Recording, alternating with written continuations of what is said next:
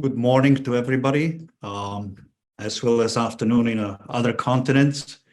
Welcome to the Traditional Student Housing Annual Report webinar and panel session. We will be presenting, as the previous years, an annual report to showcase the status quo of the sector, followed by expert panel. We will have 20 slides across the various KPIs like demand, supply, rents, yields, etc.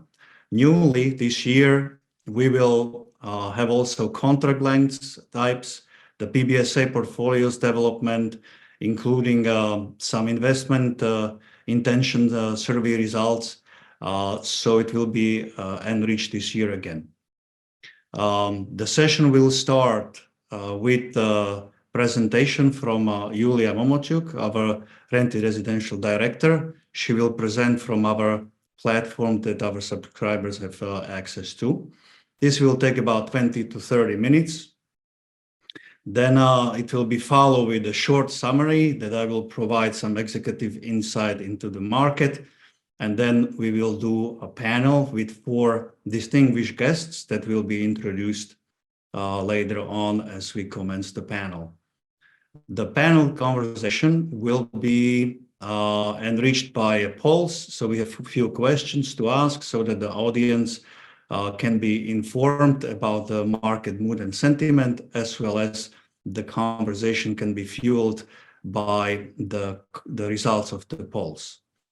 The recording of this session, be it the presentation or panel, will be available at bonard.com after the session, as well as the Student Housing Annual Report 2023 will be available and automatically sent to everybody who registered for this session.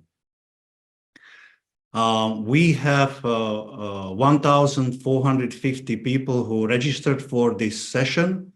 It is 28% more than last year, which is showing more interest in the sector and the BONARD content. We have global audience from all continents, while 88% of the participants are from Europe, but we have 61 countries represented in the audience. It's an universal audience here for everybody. So we have about 60% of the registrants being investors or financial institutions. The rest are asset managers, developers, GPs, operators, etc. So with these short housekeeping notes at the beginning, let me give the microphone to Julia, who will present the report, and then we will continue with the executive summary and panel session. Over to you, Julia. Thank you so much, Samuel, for the introduction. Welcome, everyone, to our Student Housing Annual Report presentation. Let us discuss 2023 results for the market. Let me share my screen. As Samuel has already mentioned, I will present directly from an interactive platform of ours. You can reach out to us after the session, drop us an email, and we will be happy to arrange and follow-up demo viewing, so you can play around with the platform.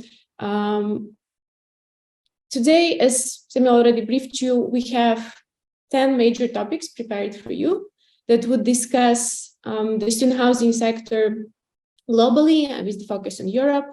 So it would be the demand, supply, rent levels, amenities, occupancies. You can also see those topics we will go over today here on the top.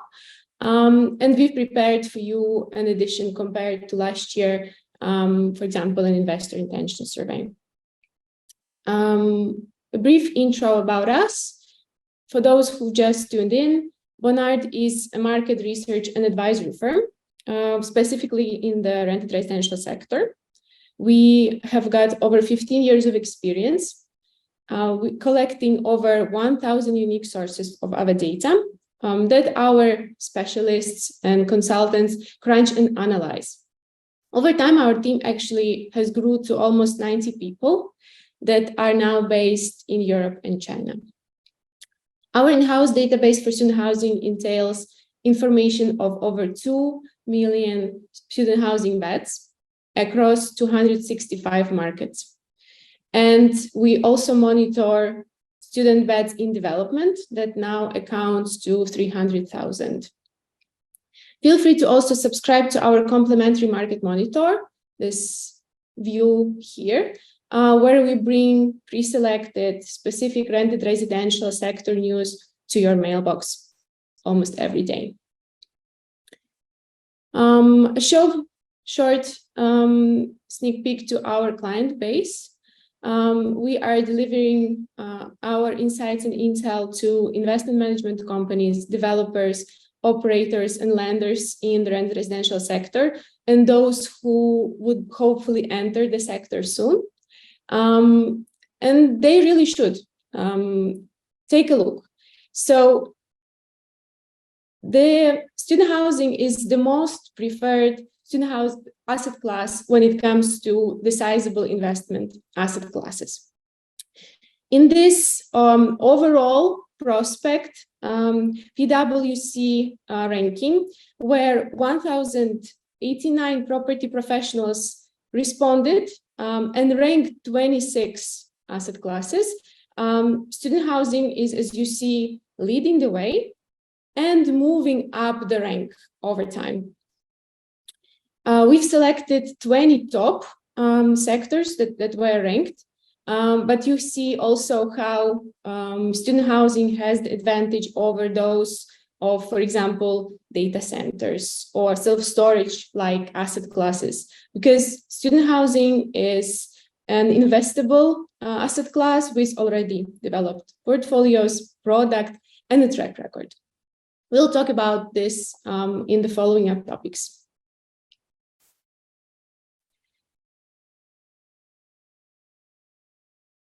The prospect for the sector is also promising, as this 18 to 26 years old population in Europe is forecasted to grow. So what you're looking at is the Eurostat forecast for the university age population across 27 European countries that is expected to reach 35 million in 2030. Not only the general population of this age group is growing, but also the uptake to the universities. It's cheaper, for example, to study in Europe. The population is economically better off. So the global group is growing, the university uptake it is, as well as mobility in general. Looking specifically at last year and what happened, the real estate and other sectors has been affected by 2023 development, no doubt about it, especially interest rates. However, student housing probably the least. It can be somehow observed not only at the level of tenant occupancy, we'll see that today as well, the demand that is stable and stronger from students in several markets, but also capital demand, which made the exit yield expand less than the average yield in real estate sectors, probably half of it only. You see quotes from global experts, and we can see the preference for capital markets to deploy this asset class sooner than to others, of course, waiting for the right time. Counter-cyclical nature of the student housing asset class is magnified by the growing demand. On the screen in front of you, you see 30 student cities, top ones in Europe by their total student population. Of course, strong student markets such as London, Paris lead the way. We are tracking the development of students also historically, and the most considerable growth was in Spanish, Polish, German, and French cities over the last year. International student population is growing even stronger. We'll show you on the next part. So those cities I've mentioned in France or Spain that also have almost equal amount of international student growth.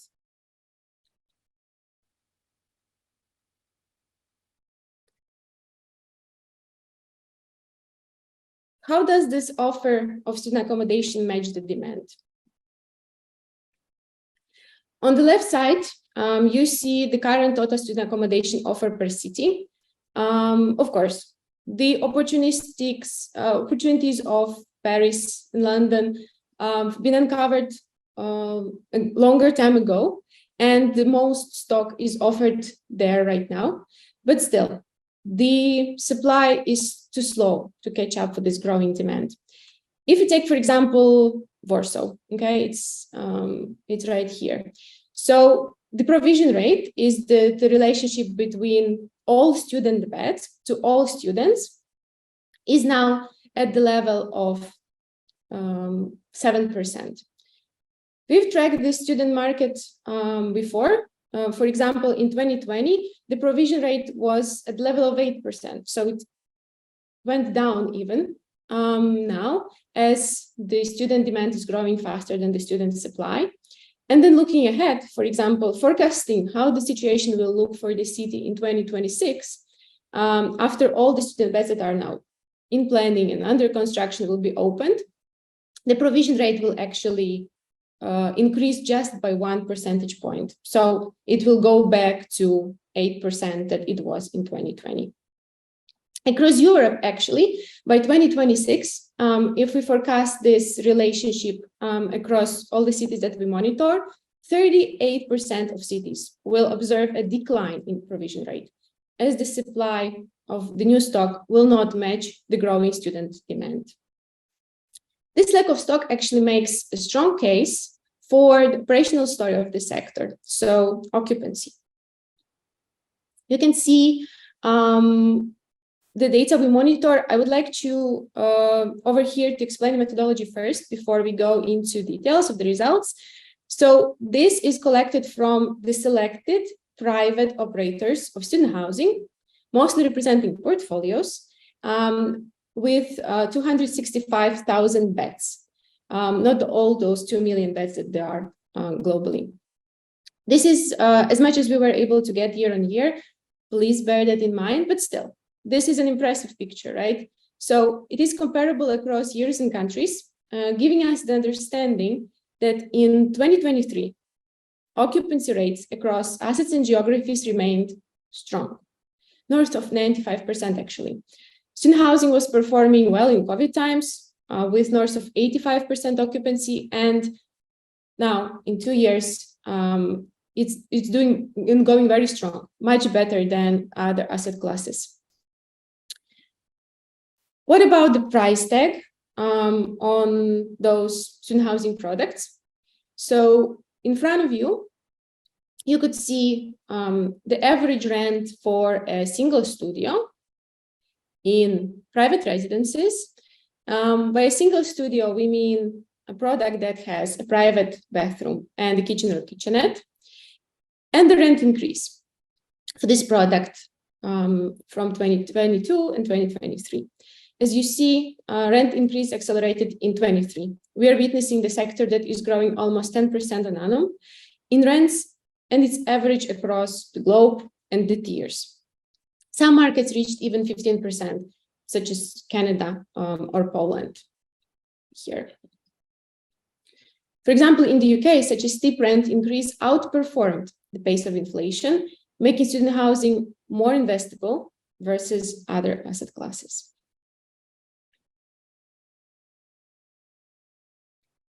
Looking further into the product of student accommodation, we see that the single studio, the one that we looked at before with the private bathroom and kitchen or kitchenette, or an ensuite room where the kitchen is actually shared, but the bathroom is private.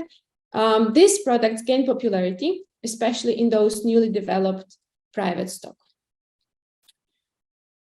Experienced sector developers with time managed to even decrease the size of the product. So you see here the comparison, how the units are getting smaller.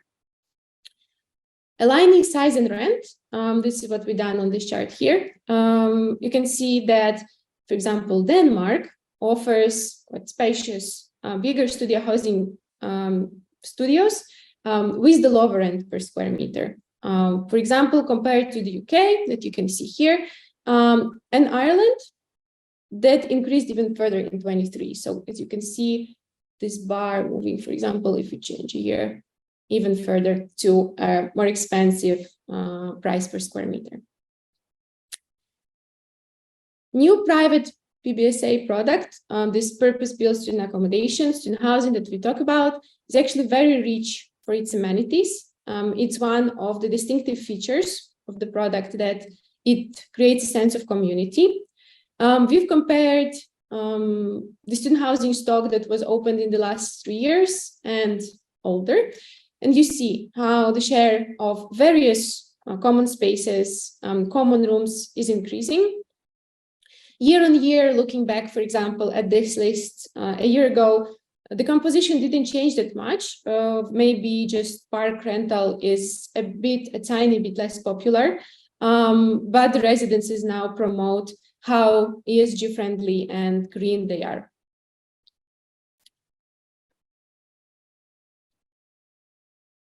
We can take a look at the prospective student housing. What will come to the market? It's actually this part of the screen and what has been added just last year.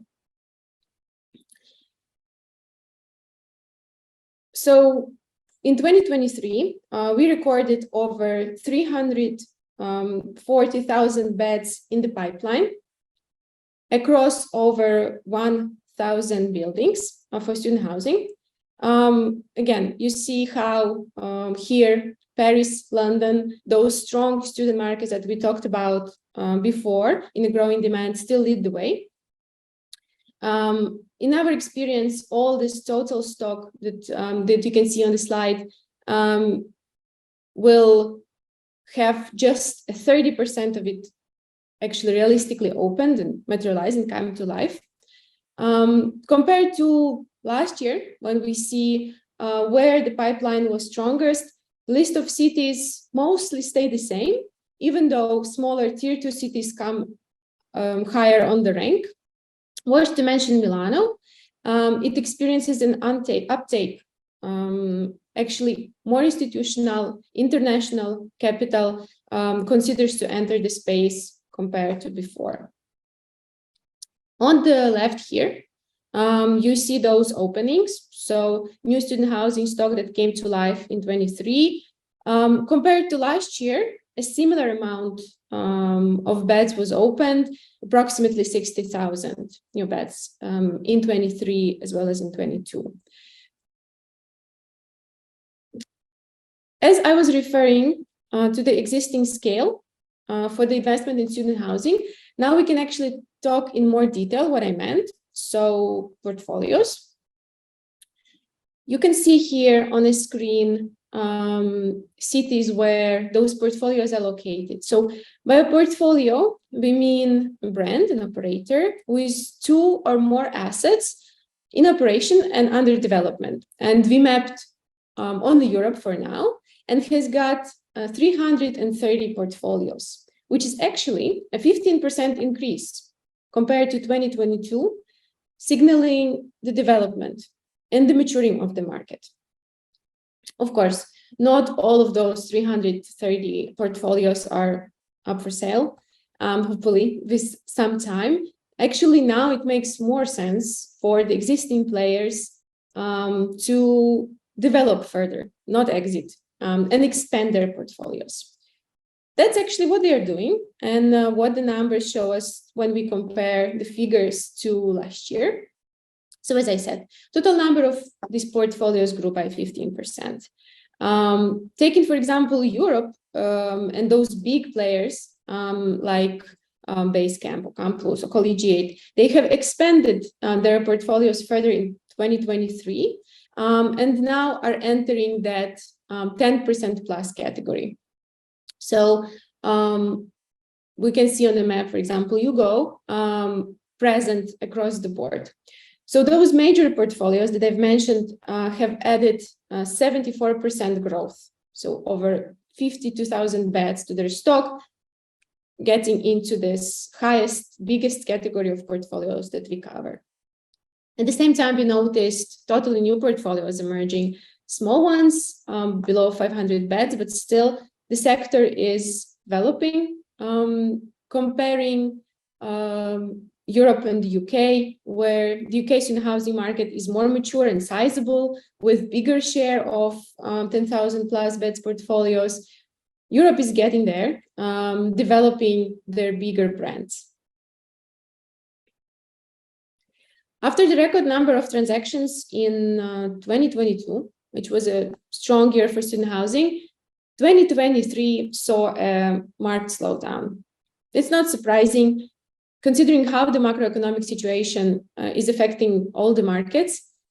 The total transaction volume in continental Europe was 1.2 billion euros. It was actually down from over 4 billion in 2022.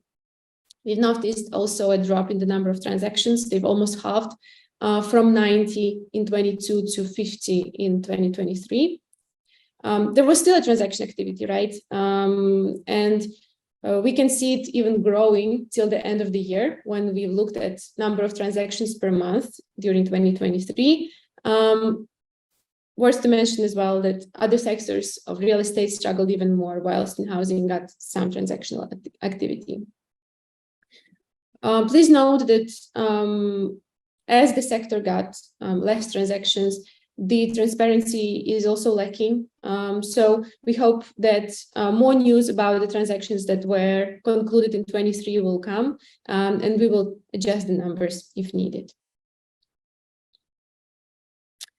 We'll go to yields here for you.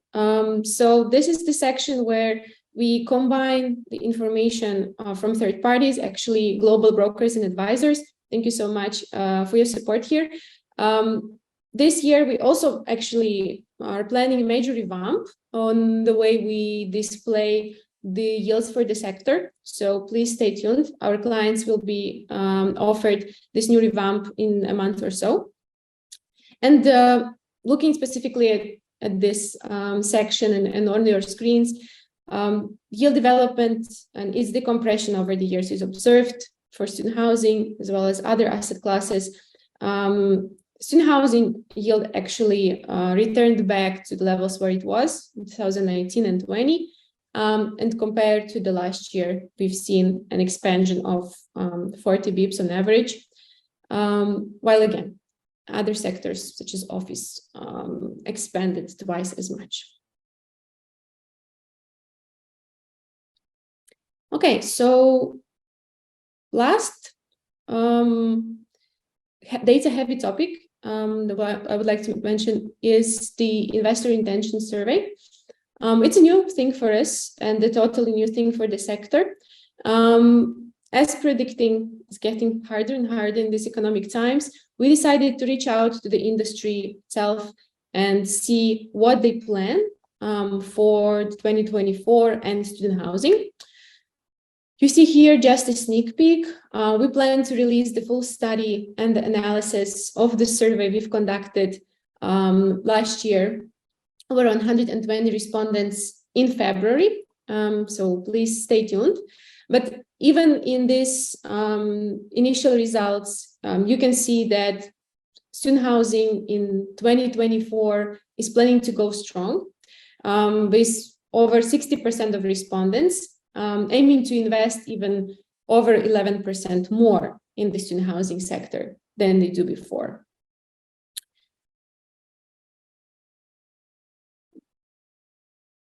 Property tours is a new product for us. If you would like to see and touch a signature student housing assets, please join us at these property tours. You can see the next destinations here. We are visiting up to 10 assets in Barcelona and Madrid here for Spain, in Toronto and Winnipeg for Canada, and selected German cities for our last tour this year. We're planning more destinations and more tours, so please check out our website for more details. And as I mentioned to you today, all the information is presented through the interactive platform. We also have prepared a short video for you here. Enjoy. Looking forward to the panel afterwards. Goodbye. Introducing BONARD platform. the gold standard for global student housing intelligence. Access a world of data, from general country and city overviews to targeted asset and location insights. Instantly benchmark, analyze, and compare an extensive database of over 260 markets and 14,000 PBSAs, available 24/7. Discover opportunities with our interactive tables, graphs, and maps. Simply click, drag, and explore. Every asset, every opportunity, visualized all in one place.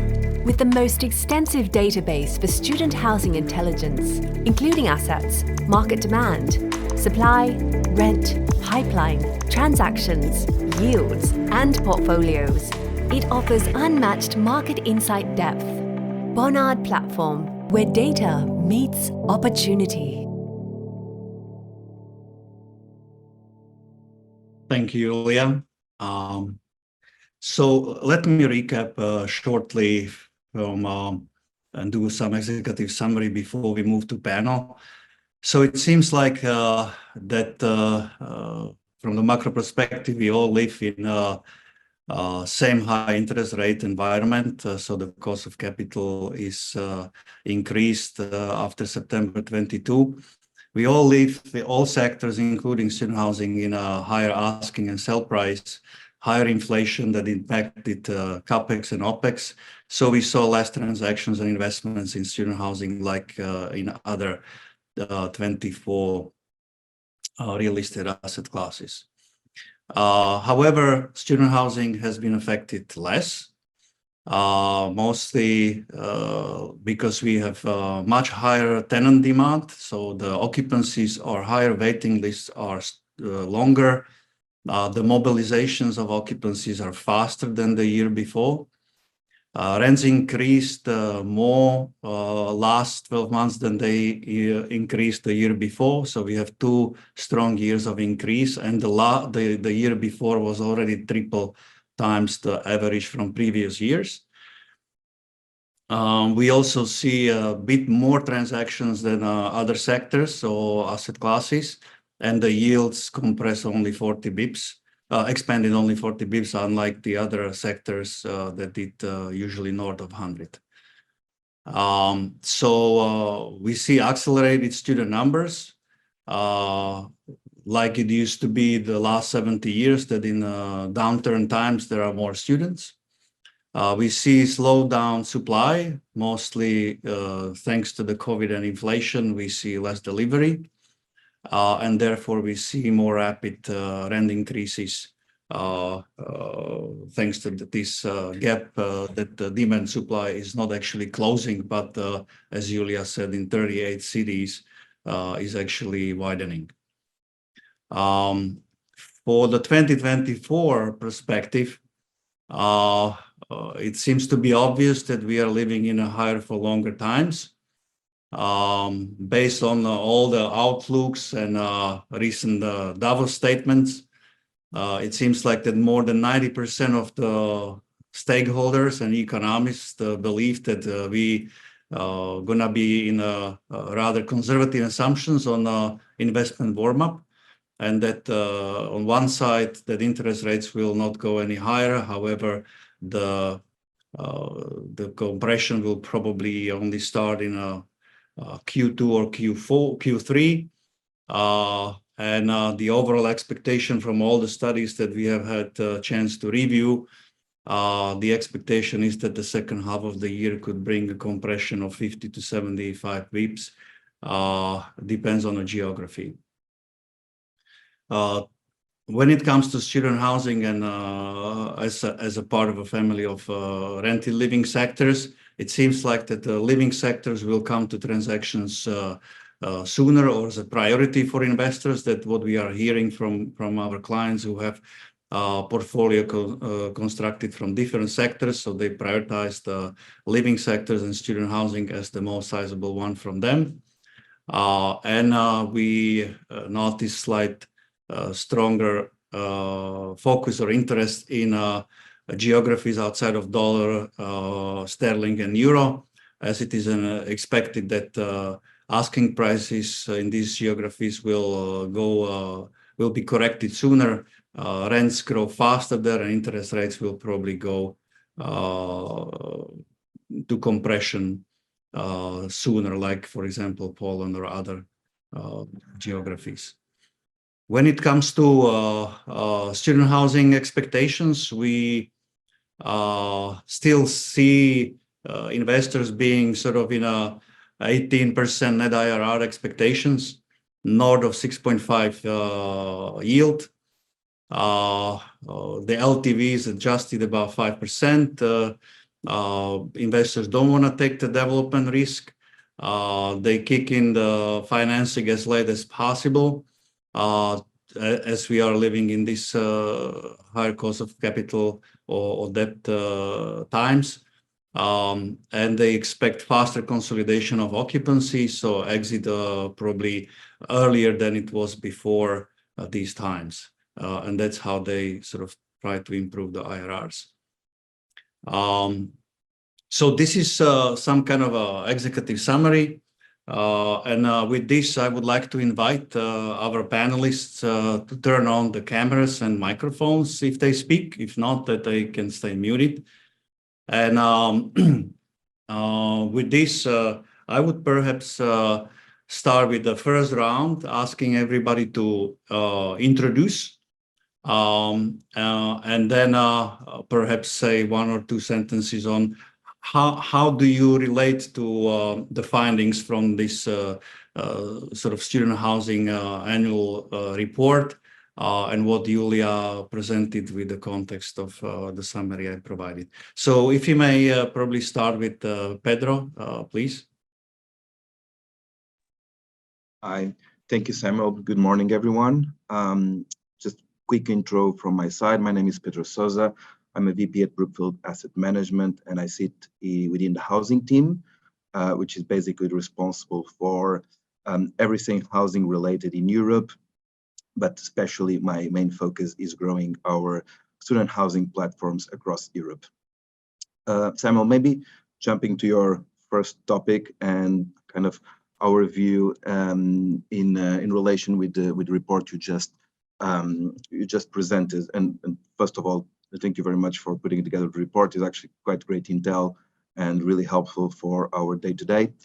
I think there is the main trend or point from 2023 was kind of captured into the growth comments made, and that is the focus on operations. So 2023 was a year where the top line was marked by a strong performance from both rental evolution and occupancy, and that was across all markets where we are present. It was also a year marked by a very challenging environment with strong inflationary pressures, and this is especially again, depends market on market, but especially on utilities and cost of labor was across the board. And this put a huge, strong focus on operations during 2023, which obliges to look into our business models and look for excellence in operations. And that was a great opportunity in the end, because we were actually able to look at every single line of our P&Ls and understand how the pressure we're feeling from an OPEX perspective could be balanced with rents, but also in a better and more efficient, leaner models in all of our operators. And I think that was for us the biggest trend in 2023 versus the previous years, where we're more transactional focus. Of course, then there was a big focus on the capital structure, on all of our assets, and also on everything we're looking for, especially in markets with very historical compressed yields, where just the mathematical effect of the interest rates oblige for rethinking the entire capital structure. And especially when we're looking into refinancings, where the LTV maybe was not the key metric, and there's here on the panel someone much more expert on this to talk about it, but we kind of felt that the LTV was not the metric that actually was dictating the sizing of the loans, but rather the ICR.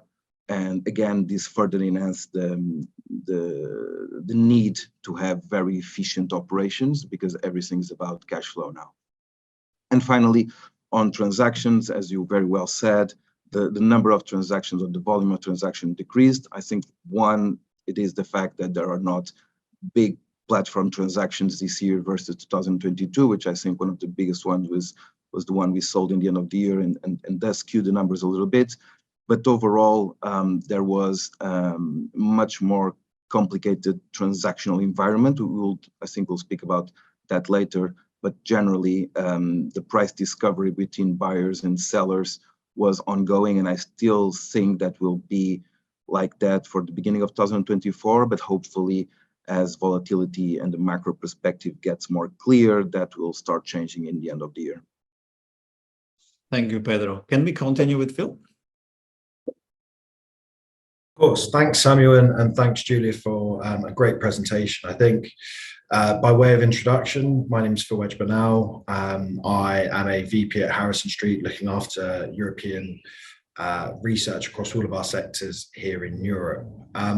In terms of, I guess, the findings from the report, I think one of the things that anyone with exposure to student housing across Europe can point to in 2023 is really strong occupancy, you know, that strong rental growth story that many of us have seen across our portfolios. But I'd say one of the things that's really important for groups like BONARD to do, and you know the significance of some of these reports, is to be able to quantify those trends, because you know we can see it. You know, our portfolio across Europe is sizable, and we can see those differences. But I think for new entrants into the space and for the wider markets, it's important to be able to showcase some of those trends that we're seeing in student housing that we're not necessarily seeing in other kind of more traditional, more commercial focused real estate sector. So from my perspective, I think, you know, that's a great report to be able to showcase some of those data points.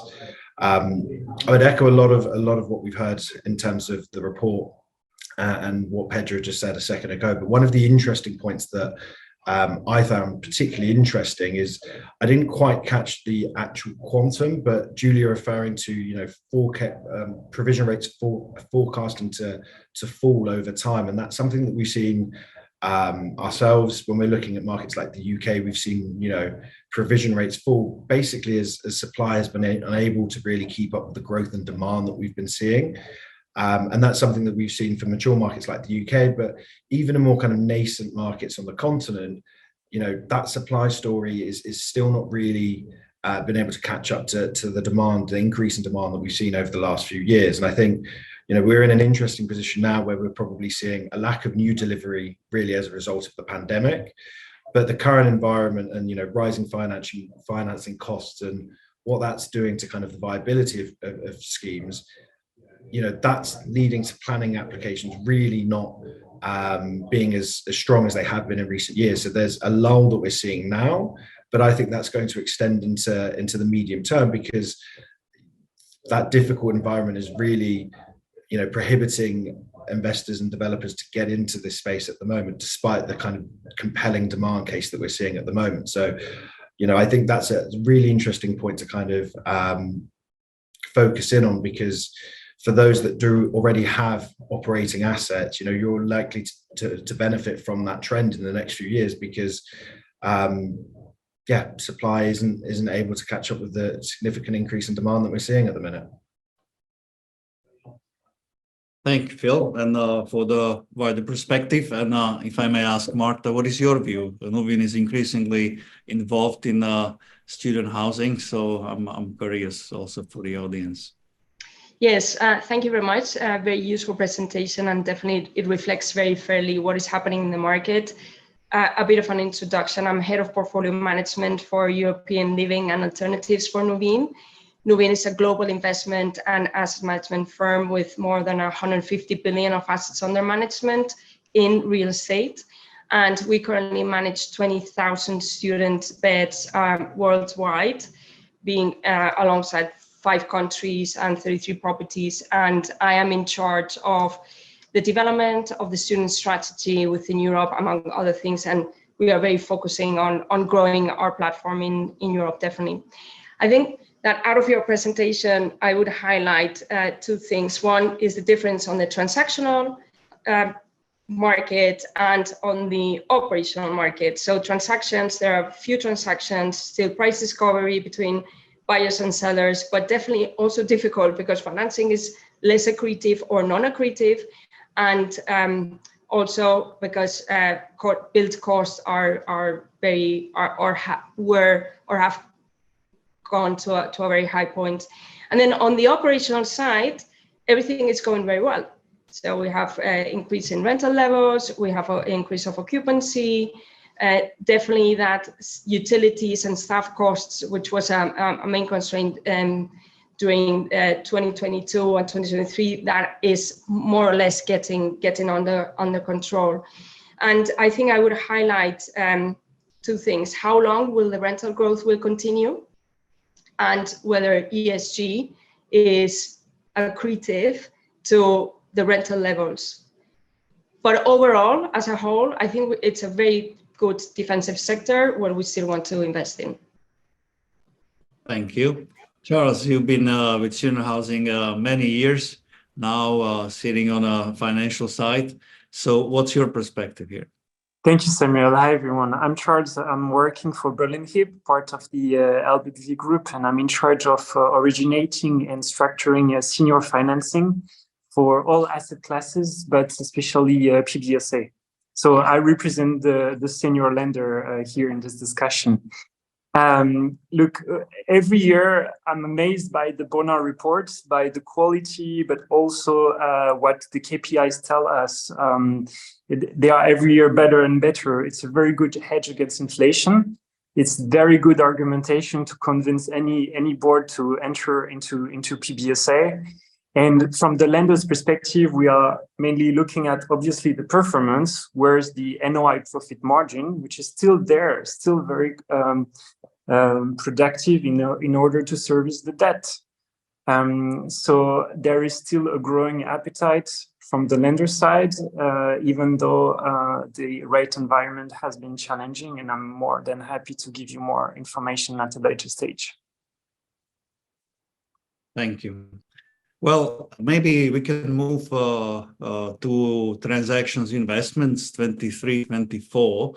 And I would perhaps focus the topic towards like, what is your experience in this field? Like, obviously the transactions were less and smaller, and no big transaction that we noticed. You saw the statistics, but maybe if you can break it down a little bit more also to your experience, geographies, where it was easier or more difficult, and the challenges. So if you can perhaps yet again start with Pedro, and what is your first-hand experience last year?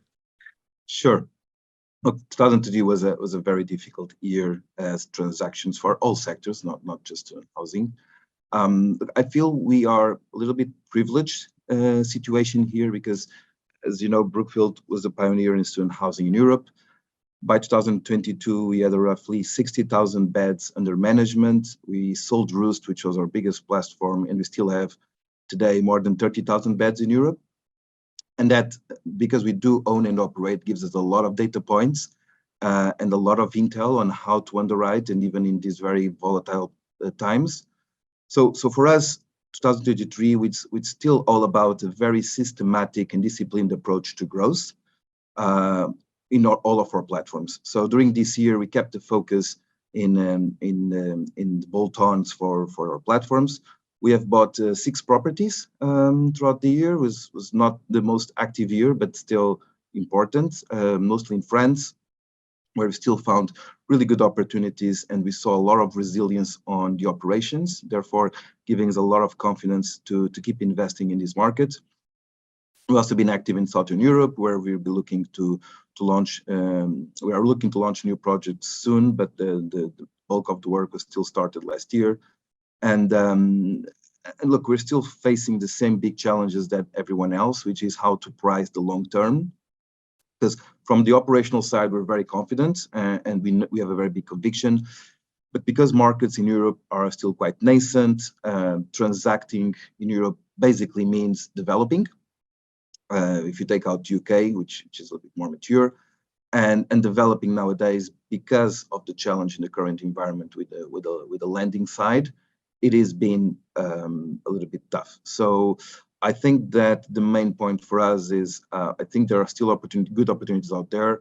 The price discovery that was mentioned already today is still ongoing. But if you have good data points, good underwriting, and good understanding on where operations are trending, I think there are still really good opportunities to do. Now, the biggest problem is with our lenders, which are bound to high interest rates at the moment, and of course, financing becomes non-accretive often in these more mature markets, and therefore creates some pressure on an imbalance between where we can pay and what someone is willing to sell. I think 2024, as I mentioned before, will be a year where the gap will start to narrow, and people will have more clarity on how to move forward. Because as was said here already, there is a big imbalance between offer and demand, and that imbalance is just increasing over time, and we expect to keep increasing. So there is a lot of will from all the participants in the market to keep growing the platforms to be able to build this student infrastructure that does allow for all students to have a very decent place to live while they're studying, and simplifying the access to housing in these cities. So I think that for us is the main point for 2023, and for sure will keep being so for 2024. Phil, did you transact anything in last year? Yeah, so I mean, first I'd echo the points just mentioned in terms of, you know, from a macro perspective, 2023 was a difficult year, but you know, Harrison Street are a long-term investor in PBSA. So we, over the last 9 years, have invested in over 21,000 beds in Europe alone. And, you know, we're committed to the sector. In fact, some of the fundamentals that we saw, that kind of found the foundation of why we entered the sector in Europe and also globally, they've really strengthened over the last year. So despite some of that disruption that we've seen from the capital markets kind of macro environment, you know, I think the fundamentals for the sector are improving. So it really is that kind of two very different buckets of, you know, opportunities on one side that are improving, but then also I think in terms of kind of underwriting new opportunities and making deals stack it, that has become a little bit more problematic last year anyway. I think going back to the original question, we were very fortunate enough to transact last year. We did 2 PBSA deals in 2023. One of those was in Spain and one of those was in Italy. I think both of those deals for us were very exciting. They were the first deals in new joint venture relationships. And those are joint venture relationships that we're looking to expand over time and really build up a significant presence with those partners. I think for us, you know, one of the more exciting elements of last year is that we entered a new market. So we entered the Italian student housing market. And from a fundamentals perspective, it's one that we found extremely attractive for a long period of time, but it is very nascent, and finding, I guess, that partner, you know, with the expertise that we, you know, require has been difficult, and finding that opportunity to go alongside it. But, you know, we did that deal with Artesa Group, and we're really excited to kind of grow that portfolio in the years ahead with them, because I think, you know, while 2023 was a difficult year, there are reasons to be very positive, especially with some positive momentum going into 2024. Thank you. Marta, Nuveen was also expanding last year a bit, no? Especially Italy too, right? Yes, I think that for us, 2023 was a great year. We closed 2 deals in Italy, and we started due diligence, and we hope to close another deal right now. So I think that there were only 4 deals in Italy, so we made like 50% of the market. It's very difficult to do deals in that market, and to get to a specific and to a lot size. We will have 1,800 beds in the pipeline, and we all see the fundamentals, we all see the provision rates. So definitely a market to continue focusing. We also opened 500 beds in Poland. That was not a transaction, but we managed to open on time despite all of the Ukrainian, etc., everything that went on, and relatively in budget. I'm pretty happy about the outcome of the budget in the end. I think that the main challenges, as we all know, are financing and construction costs, but the main challenge is the timing. To get to go through consent on land, to the obtention of building permits. The deals that we've done in Italy, these deals don't come from 2, 3, 4, 5 months work. They come from a lot of work from the team. So definitely, you need to be very resilient to stay in some of the markets, because it's actually difficult to continue the pace. So we call it the workout year, but a very fruitful year in the end. Thank you. Maybe I switch to next topic, which is financing, and we have Charles here. So what we are hearing from the conversations and the data that we see is that the other commercial real estate, especially office retail, is a little bit stressed because with the higher cost of capital, you also have lower demand, lower occupancies, lower potential to grow the rents. But this is not the case in student housing, and the NOIs are actually growing. Rents are growing faster than the inflation. So, but still, we are living in the same world, in the same real estate world. There are challenges. So if you can perhaps comment over here, Charles, on your experience, maybe a bit also about changes, challenges, LTVs, risk, underwriting, concerns, etc. Sure. Well, look, at the end of the day, everything is related to the interest rate, right? But I can say towards the PBSA lending side, the debt market remained very robust in 2023, just because what you say, the KPIs remain very strong. We should also not forget that PBSA has proven to be very resilient during the COVID crisis in terms of performance, but also in terms of market value. But in 23, with obviously the increase of rates, we have probably seen a shift from the lenders towards probably a more conservative LTV approach. Yes, it's a question of market value, but as Pedro mentioned, it's a question of your ICR level. This is mainly for new business. Conversation we have with the investors is always where is the break even between the cost of debt versus the cost of capital. So there has been a lot of conversation in 23 regarding this situation, mainly for new business, for acquisition and development. Now on the side of refinancing, the year has been very busy for the lenders, for the senior lenders, mainly because you have obviously a cycle of loans. So loans arriving to maturity needs to be refinanced, but also some sponsors anticipated the increase of rates and push for refi as early as possible. So overall, 23, to summarize, maybe a shift towards probably a more conservative approach from the lenders in terms of LTV, from existing or new development, but still overall a very strong appetite from lenders towards PBSA in comparison with other asset classes. Maybe I can ask Marta as well on in these regards, like your experience from investments with the financing, maybe in different geographies. Yes, I think there is financing. There's financing from alternative lenders and there's financing from traditional lenders. The most important thing is the level of sponsor, the track record, and the operator. I think that's very key for any of the lenders. Lenders want to know for developments that you will be standing behind in case there's any cost overrun, that you can meet the ICRs, that you're actually there to cover any additional cost or anything that can happen.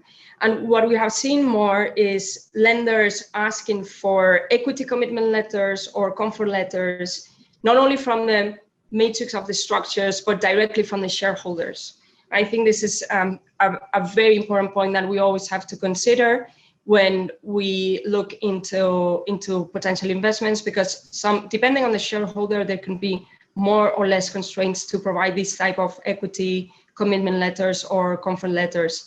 We've seen pari passu debt as well versus equity first, although equity first is what lenders want, pari passu is what we want. So that's quite obvious. But I think there's both. There's availability of both in the market. From an LTC perspective, we've seen 60% LTCs.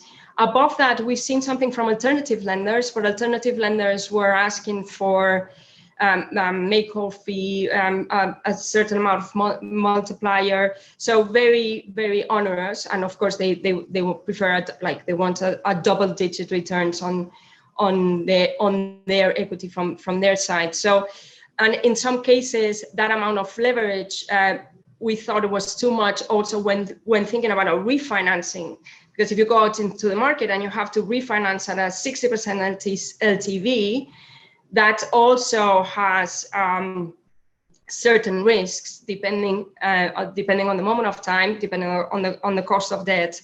But definitely our type of investor would prefer a lower LTV. And in terms of margins, I would say the margins depend. Margins would be in the range of 325 to 425, depending if it's a traditional lender or if it's an alternative lender for developments, and in the range of 60% LTC for 60% LTV would be higher for standing assets, around 270. But if the leverage goes down, we can see some things like in the range of 200 to 150 bips. But again, depending on the sponsor, depending on the operator, absolutely key. I think it's interesting to see, for example, Germany itself. Germany, we started the year and we placed a lot of bids in Germany last year, and we saw this availability of the KfW loans, which made financing super accretive in the range of 1.5, 1.7.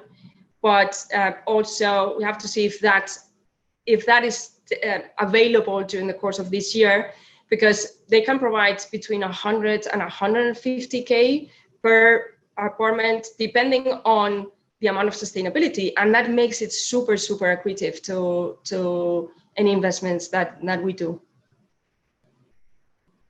Right. Before we go to next topic, which will be demand and occupancies, I would like to ask my colleagues to post the first polls that we're going to have. So all the attendees can now vote on occupancy. So what level of occupancy did you record in autumn 2023? So after the academic year started on the Northern Hemisphere. And so there are first two on waiting list, whether it is longer than 20% capacity or less, and then the occupancy itself. So multiple options are possible on this answer. So we keep it open a bit, and we can sort of continue the conversation. So maybe for you, Phyllis, you have such a great portfolio across multiple geographies. Can you comment a bit more on how the occupancies evolved over the geographies, and how you feel about the future, the 2024?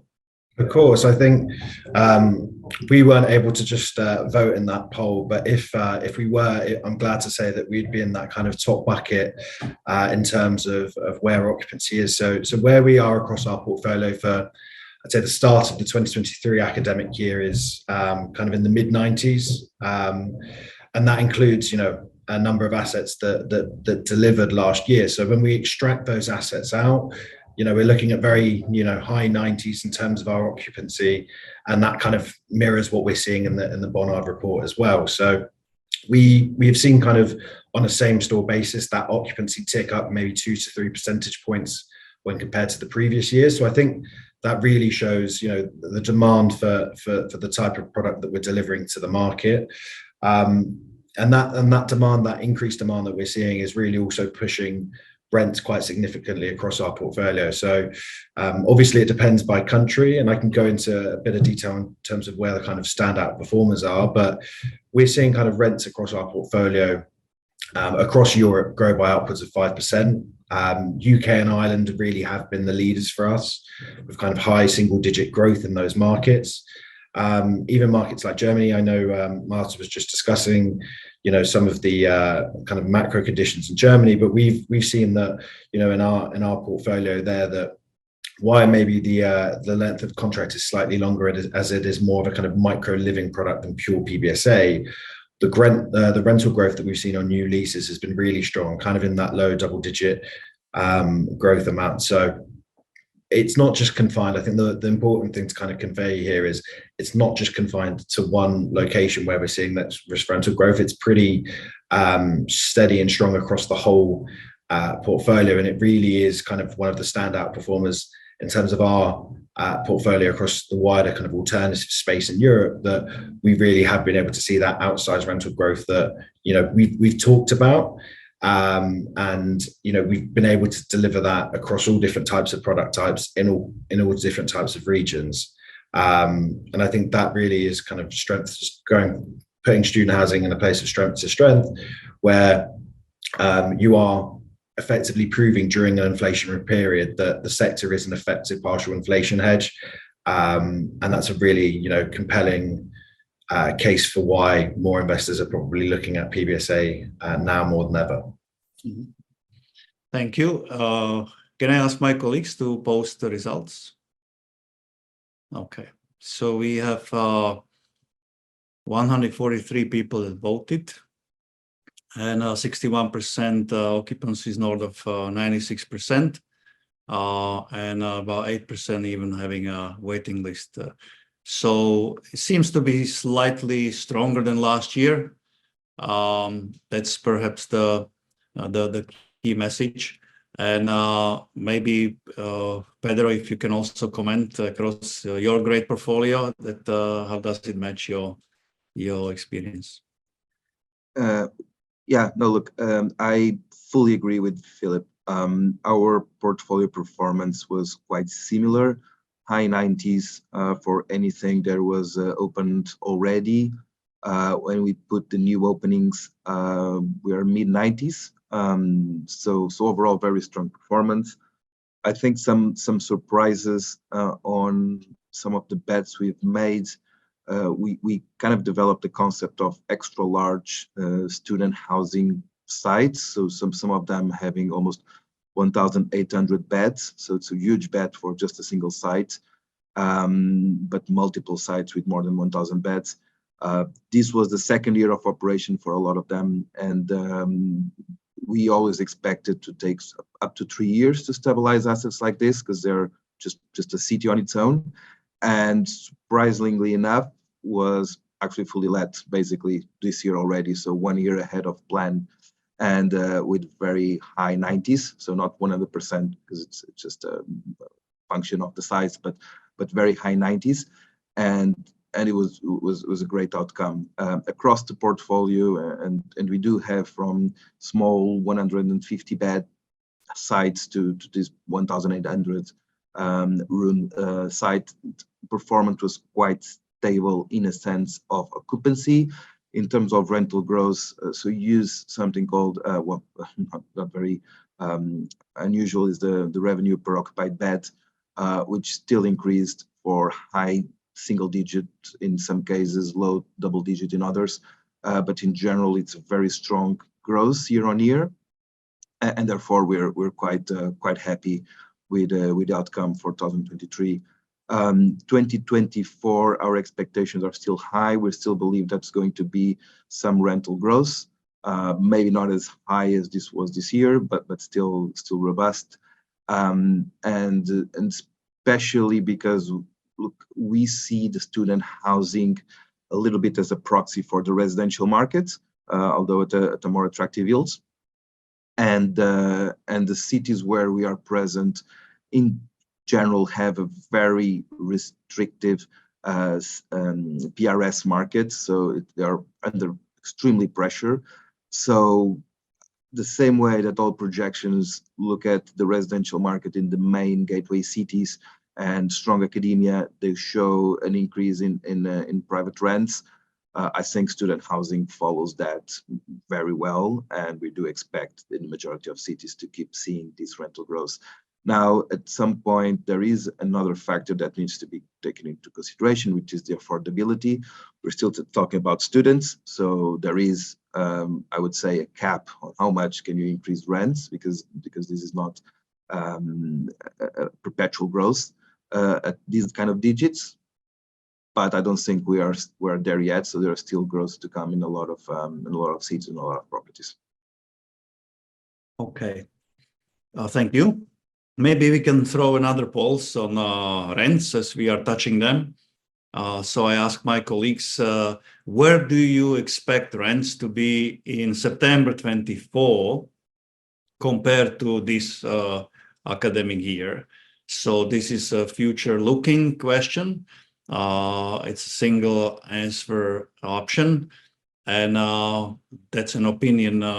So everybody can answer. We have almost 500 people in the room now, so everybody is perhaps eligible to vote, as this is an opinion. So please, this will be open about 30 seconds, and have your vote on the particular option, whether the rents will increase and how much or decrease next year. As this will be running, I will probably touch the costs now.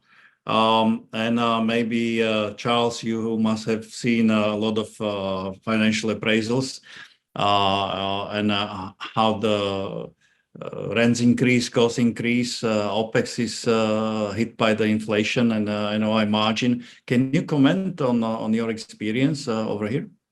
Yeah, I mean, obviously the inflation has impacted all these three elements, right?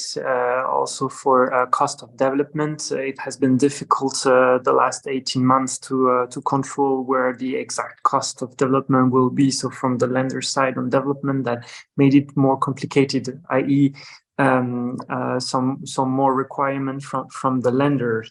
But definitely the expenses have increased, and I think my colleagues on the panels can comment that in more details. But when we look at the NOI profit margin, it's still actually what it used to be in 2022 due to the high rate of the rents.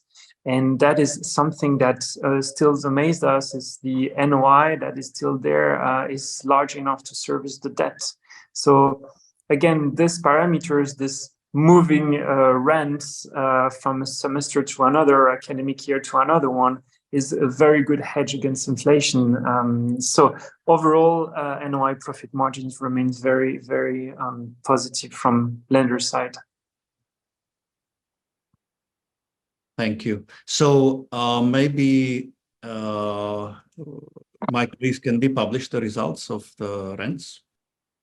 So this is forward-looking on rents. So more than 7% increase, 12%,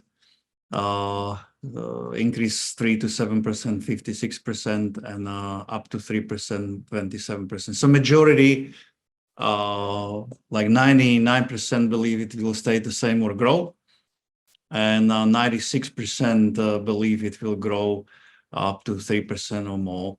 So this is the sentiment or the mood about the market. And with this, I would probably go to rents and let everybody to comment over here. So maybe we can start with Marta.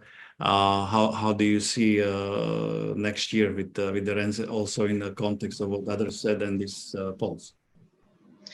I think that we are all discounting that there will be an increase in terms of rents.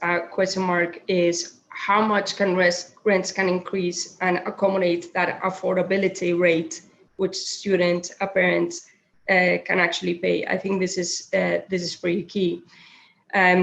I also think that we should be careful when we analyze and when we do underwritings, because if you put a 3% or a 4% in an underwriting on a 5-7 year basis, it has a material impact of plus 200 bips.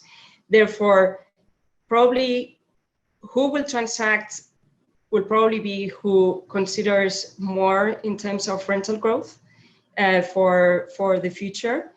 And also the lack of supply. If there isn't additional supply, obviously, and there are more students, that's very basic. So obviously rents go up as well. There's an interesting point on the short stays and how short stays are considered within all of these rental growths for the summer incomes. And we've seen some operators moving from the shortest stay to 51 length week in certain countries. And in countries like Italy, where the short stay in July and August can be very, very accretive, you can get a very high ADR for being in Rome or in Florence, but the operations and all of the operational costs can be very, very high as well. So you also have to be careful in deciding, this happens as well in Poland, in deciding which is the element and the trade-off between short stays and long stays. We noticed that too, that for example, like market in Poland, and everybody's moving out from the 5 months, 10 months contracts, moving to 12 months as a base rent, because the demand increased 10% and rents increased 30% in last 2 years. So they are in a position to do that. But maybe, Philip, your view on the future rents? Yeah, I'd echo some of the points that have already been made, but I think we're still expecting kind of strong rental growth. In our forecast for the year, depending on the market and the type of product, we're probably looking at anywhere between kind of 4 to 8%. But I think that's all within a wider context of strong rental growth last year, but anticipating that level of growth over the next few years, I think is not something that's sustainable because of that affordability standpoint. So yes, continued growth, but at a slower pace than previous years. But when you put that in a wider context in terms of what rental growth will probably look like for PBSA compared to a lot of other sectors here in Europe, PBSA really is one of the standout performers. So we're optimistic that next year we still will see strong rental growth. And I think the longer term kind of considerations for us is, yes, the affordability angle is going to be a particularly important factor to consider, but also that's kind of supply perspective. We're looking at supply in the UK that's likely to be a lower increase this year than any year that we've seen in the last probably decade. And what does that mean? Certain cities will probably be, significant recipients of a much smaller total, but for some markets where, there's increasing demand, but just no pipeline coming through, I think those are really the markets where you're going to see probably the strongest growth. And they're typically, locations that are home to some of the strongest universities. So that really has kind of been our investment thesis in the space, is to really serve universities that are likely to growing demand, just because of their rankings and their educational output. So we think there's going to be strong growth in the year ahead. There are factors to consider that may limit the growth at a extremely high rate, but we are confident that some of the rental increases this year that we're going to see will be pretty strong. Yeah, it seems like we are living in a historically unique times where it confirms the country's cyclical nature, that in a economic downturns, there are more students, so demand is growing rapidly. Supply, because of pandemic mostly, and then inflation slowed down, and that has an impact on rents. But what we are hearing, I remember this conversation last year when the rents increased probably, I think, in average 2.9 or 3% year on year, and now even more, and in Canada 15 or Poland. Yet again we see rapid growth. So affordability kicks in at a certain point, but seems like fundamentals are not helping in a way that they are very, very strong for a similar future.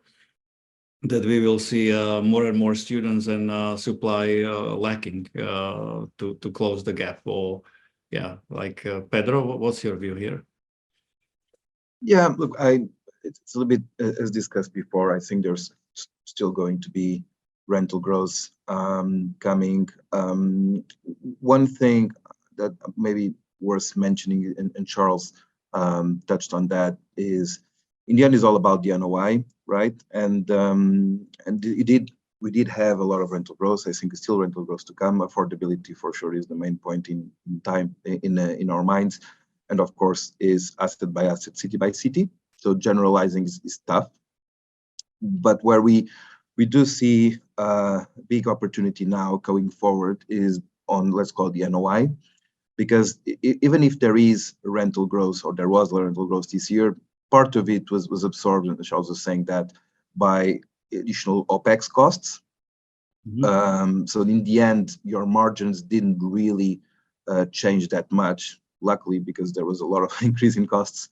But going forward, as we expect some stabilization on the utility, hopefully in the next couple of years, maybe trend to a more normal values you've seen in the last 5 years. If we keep the rent just as high as it is, and we make sure that the operations are run efficiently, then I think there is going to outpace NOI growth, just because, well, €1 saved or €1 charged on top of the rent, in the end is €1 in the bottom line. And I think that is going to be a significant growth, especially as the markets get more professionalized, more institutional, more people coming to the market, more benchmarks, and the benchmarks are really important to this, right?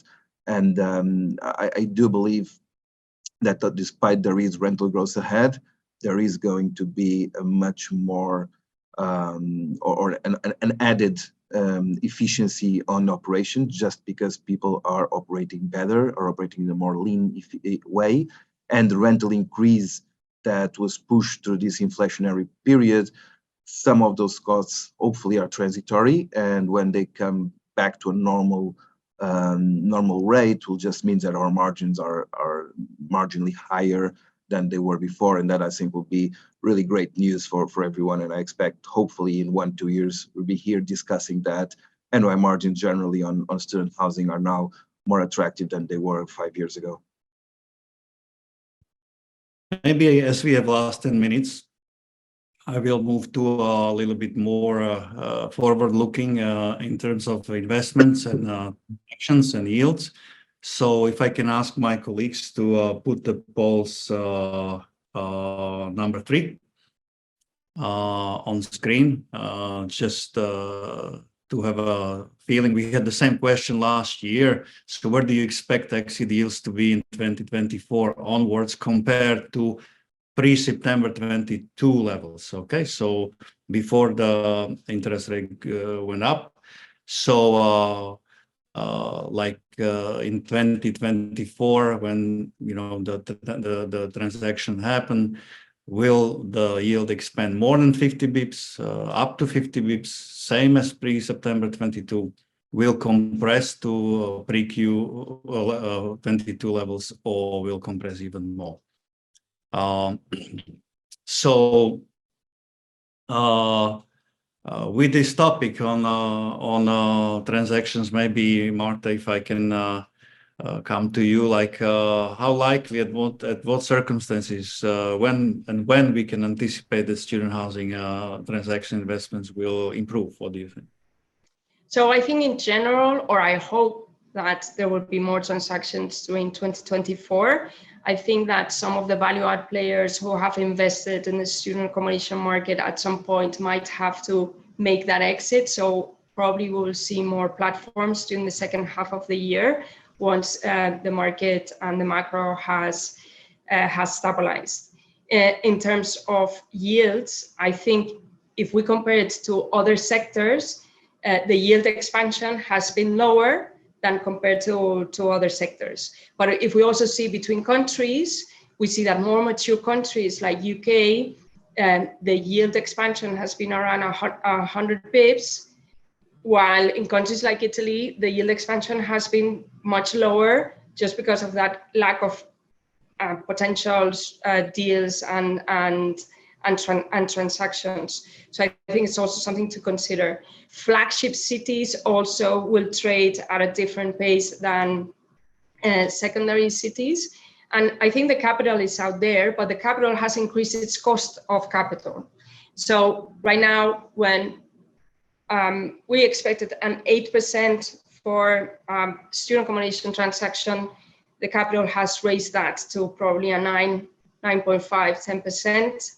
So this is a trend that we are going to see in the market. And I'm going to say it before seeing the poll. I think that yields will remain. Maybe there will be some compression by the end of the year, but I think that definitely for the first half of the year, yields will remain.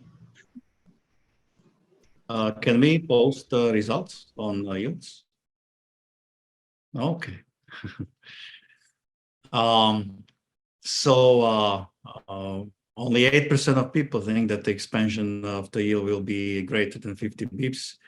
Most people basically less than 50 bips or stay the same or come back to pre-Q 22 levels.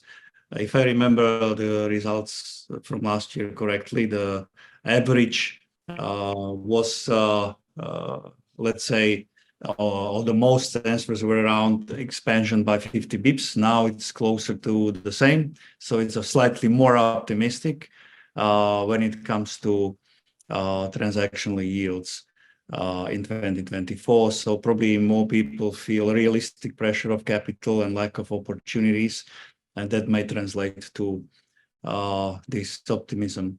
But maybe if Phil, you can comment as well, and maybe Charles then. Yeah, I would agree with the results of the poll. I think, in our outlook piece for the year, we really pointed to kind of a period of yield stabilization this year. I think, as Marta says, like the UK and kind of more Western, more liquid parts of Europe have repriced the most. And I think those countries that have repriced the most are probably going to see the earliest stabilization in terms of pricing this year. And I think what will hopefully happen is that, the uptick in activity that we saw towards the end of last year is, that momentum is carried into the start of this year. And I think from a macro perspective, we have a much greater certainty on where peak rates are likely to be. And the question has now kind of pivoted towards when will, cuts happen in terms of the base rate. So I think that macro scenario at the moment looks like it's stabilizing. And I think from a transactional perspective, I know your report mentioned it as well, but we are starting to see a kind of an uptick in activity towards the end of the year. So hopefully combining those two factors, into the early part of 2024 means that, 2023 is relatively low base from a kind of a transactions volume perspective, I think should be beaten. And I think, a lot of that will hopefully, represent yields not softening any further this year as kind of interest comes back into the sector. And hopefully we have a kind of much more solid footing for the year ahead than what we experienced last year. Charles, you? Yeah, on my side, the trends for 24 relating to the yields, I mean, will there be completely new, fresh capital entering the PBSA market? I don't know if capital raising into real estate right now, which level it stands, but can definitely see the capital that is already here allocated to real estate is looking a lot into entering or keep growing into PBSA. We're looking at the latest announcement from the European Central Bank and the Fed. The rates at least have stopped increasing. They are stable now, and when we read the projections, there seems to be could be a decrease. So that makes the forecasts easier. The cash flow is easier to work on for future projections. And I see here opportunities for further investment and transaction, and a trend that we can see or potential increase for 24 will be some conversion from office assets into PBSA. Also I relate to what Pedro say, optimizing the cash flow, the cost. If you have portfolios in big cities, we see that concentration of staff, IT, booking platforms, a lot coming from the hotel industry know-how into PBSA. So these trends will remain and grow from what we can see. And one point I wanted to underline as well is probably regarding the ESG. There is definitely a room to improve, and PBSA industry has proven to be innovative enough to keep in growing within the ESG performance, and not only the E, but also the social aspect for PBSA, which is sensitive from the lender's perspective. That brings as well probably cheaper margin, or at least incentive. And on the other side of the projection chain, the guest, the student are probably sensitive to this. So that's the view from the lenders to 24, probably. Thank you. So with 2-3 minutes to go, I would probably conclude with the last question for all, and if I can kindly ask for short answers to make it in time. So in terms of 2024 investments, where and why to invest in coming year? In terms of geographies, in terms of like operating stock or new stock, development stock, portfolio or single assets, like what is your view to share with the audience? And we can start probably in the same order like we started. So if I may ask Pedro to start. Sure. Quite quickly, we will keep our view of growing the existing platforms, and that means Southern Europe, Portugal, Spain, moving to Italy with our Spanish platform, and France with our French platform. And we'll still keep an eye on German, Austria, and kind of that arch on our northern, kind of central northern European platform. In terms of new ventures, we are now out of the UK in size because of when we sold our last platform. So it's one that we are keeping an eye, finding the right partners and the right products to get in again, and for sure looking at new good partners to think about PBSA in a strategic way in markets where not present yet, like for example the Nordics will be something we'll keep an eye on. Phil? I think, to be honest, it's a very similar response from me. You know, we will look to expand our existing relationships in markets where we have, you know, significant know-how. The UK, Ireland, Germany, and Spain also. I think, you know, that point around Spain and kind of Southern Europe, with my researcher's hat on at the minute, I think, you know, Southern Europe really continues to be supported by extremely strong fundamentals. And as I mentioned earlier, you know, we've done our first deal in Italy now, and we're really excited about growing that relationship and also doing more deals in Italy. So I think that's one in Southern Europe that we would look to focus on. And I think, you know, the UK will continue to attract a significant amount of the capital. But I think what we've seen over the last year in repricing in certain markets will make a wider pool of investors, you know, able to transact in markets that were otherwise, you know, quite keenly priced. So I would expect, you know, investors to look at the Nordics with increasing popularity in the year ahead. Marta?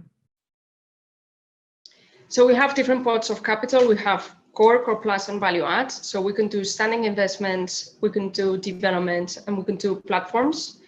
And our focus is Italy, Germany, Spain, and Ireland. Mm-hmm. Okay, thank you. Charles? Well, we will follow the investors, basically want to keep growing the portfolio. So our jurisdiction mention is something we'll look at, basically where the business plan makes sense. Okay, that was a very open-ended, but I appreciate your time and your wisdom to be shared and opinions. I will conclude the sessions with saying that the link to the session, recording and report will be sent to all in coming hours or days automatically, so no need to worry to receive it. And you will also have links to our platforms, be it the data platform, market monitor platform. So we appreciate your attendance, and hopefully this has been a contribution to the overall transparency and maturity of the sector. And looking forward to see you all in 2024. Thank you very much.